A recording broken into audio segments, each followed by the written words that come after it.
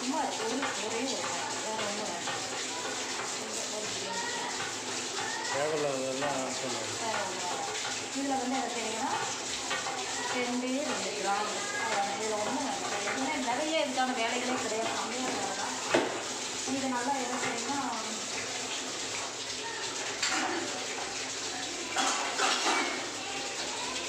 இது நல்லா கொஞ்சம் எண்ணெயில் வந்து பொரிஞ்சு வரும்.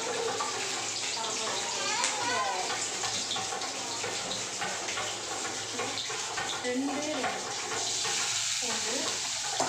பூண்டு நல்லா வணங்கணும். முட்டை கைப்பிடி வெங்காயம்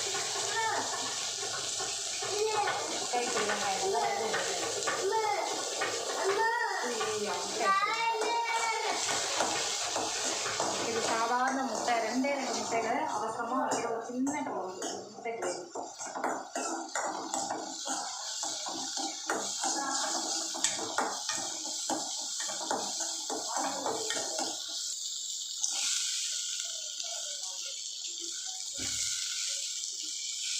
தேங்காயை ஆட் பண்ணிக்கோங்க.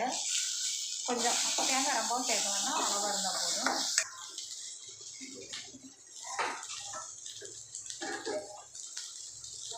இது நல்லா வணங்கி வருது பார்த்தீங்களா? அப்போ தேங்காய், வெள்ளைப்பூடு, வெங்காயம், ஒரு பட்டை, இலை, கிராம்பு 2 இதெல்லாம் வணங்கி வந்து தக்காளி இது கூட சேர்த்துக்கணும். சரிங்களா?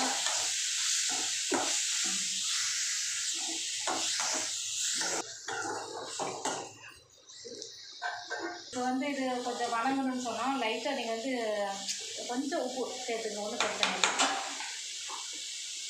உப்பு சேர்த்து சும்மா வணங்கினா இதை சீக்கிரம் வணங்கணும்.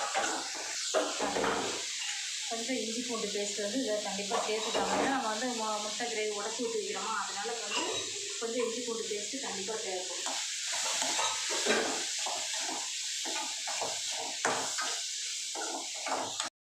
வைக்கிறோம்ல, அதையெல்லாம் வணக்கி எடுத்து வச்சு தேங்காய் தக்காளியும் வணக்கி வச்சுட்டு அடுத்தது இதை கடாய் வைக்கிறோம். நம்ம மசாலா அது ஆட் பண்ணுறதுக்கு அதுக்கு கொஞ்சம் எண்ணெய் சேர்த்துக்கணும். ரொம்பலாம் சேர்க்கக்கூடாது. இன்றைக்கி எண்ணெய் நிறைய சேர்த்தோம்னா டேஸ்ட்டு கிடைக்காது.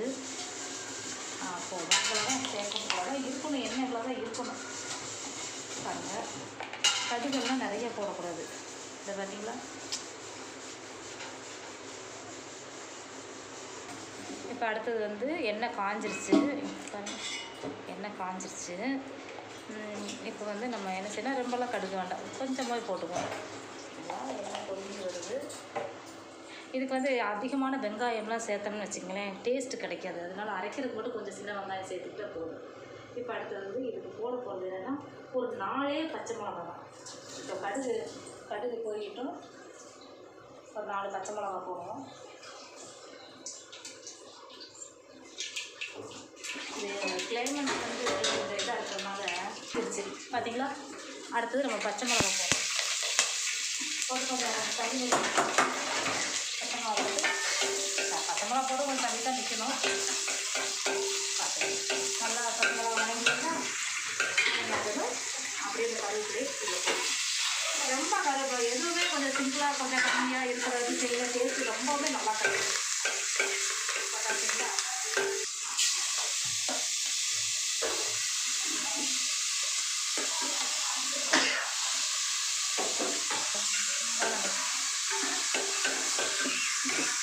நான் ஏற்கனவே நம்ம உப்பு டிப்ஸ் நாங்கள் ரொம்பலாம் மிளகாத்தூள் சேர வேண்டாம், இதை மட்டும் போடுவோம்.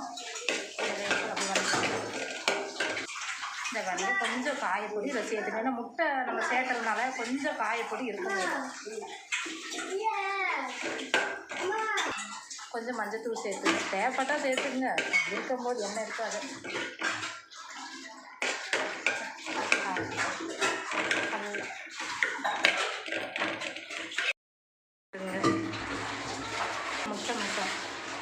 முட்டை மசால் போட்டுருங்க. அது ஸ்பூனில் போடணும். நான் கொஞ்சம் கரண்டிலேருந்து எனக்கு ஒரு அளவு தெரியும், அதனால் கொஞ்சம் முட்டை மசால் போட்டாச்சு. பண்ண போகிறது நம்ம அரைச்சி வச்ச மசாலா, தக்காளி, வெங்காயம், பூண்டு, இதெல்லாம் இஞ்சி இதெல்லாம் வச்சு அரைச்சோம் இல்லையா, அது தேங்காயெல்லாம் வச்சு அரைச்சிருக்கோம். தக்காளி, தேங்காய், வெங்காயம் சோம்பு பட்டை தண்ணி சேர்த்துறோம். நமக்கு தேவையான அளவு கொஞ்சம் தண்ணி சேர்த்துக்கலாம். கொஞ்சம் தேவையான அளவு கொஞ்சம் உப்பு சேர்த்துக்குங்க. சேர்ந்து ஒரு கிண்டு லைட்டாக அப்படியே கிண்டி விடுங்க. நம்ம மட்டும் குருமா அர்ஜென்ட்டுக்காக செய்கிறது. இப்போ ஸ்கூல் அப்போ இதில் வச்சு கொத்தமல்லி எடுத்துக்கலாம்.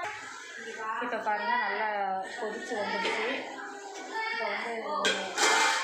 இப்போ குருமா நல்லா கொதிச்சுட்டு இன்னுமே இப்போ வெளியில் வர வரைக்கும் நல்லா கொதிக்க விடணும். என்றைக்குமே மசாலா கொதிச்சா தான் டேஸ்ட் கிடைக்கும்.